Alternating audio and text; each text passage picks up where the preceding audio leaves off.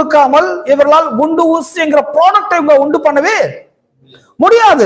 அப்ப எல்லா வகையான ரிசோர்சஸ் அவர் இந்த உலகத்துல வைத்திருக்கிறதுனால, மூலக்கூறுல வைத்திருக்கிறதுனால, இந்த மூலக்கூறுல எடுத்துதான் நாம் சில ப்ராடக்ட்ஸ் ஆக நாம் மேக் பண்ணுகிறோம். மேக் பண்ணதுனால நம்ம கிரியேட்டர்ஸ் கிடையாது. இவ எல்லாவற்றையும் கிரியேட் பண்ணினவர் தான் இவ எல்லாவற்றுக்கும் ஓனரா இருக்கிறார். விளங்குதா நான் பேசுறது? சரி, இந்த தேவனாய் கர்த்தர்னா யார் அப்படின்னா, இவர் தான் எல்லாவற்றுக்கும் ஓனர், எஜமான். அந்த லார்ட் என்றது அப்படிதான் சொல்லுவோம். லார்ட் என்றால் போன வார்த்தை கூட உங்களுக்கு விவரிச்சுட்டேன் அல்லவா? உரிமையாளரை தான் நம் ஓனர் என்று நாம் சொல்லுவோம், அழைப்பதுண்டு. லேண்ட் லார்ட் என்று நாம் அழைப்பதுண்டு. அப்ப தேவனை பற்றி என்ன சொல்லுதுன்னா, இவர் தான் லார்ட், எல்லாவற்றுக்கும் உரிமையாளர் இவர் தான். இந்த உலகத்தில் இருக்கிற அனைத்துக்கும் சொந்தக்காரர் இவர் தான். இவரை பற்றி என்ன சொல்லப்பட்டுள்ளது? ஆதியிலே வார்த்தை இருந்தது, அந்த வார்த்தை தேவனிடத்தில் இருந்தது,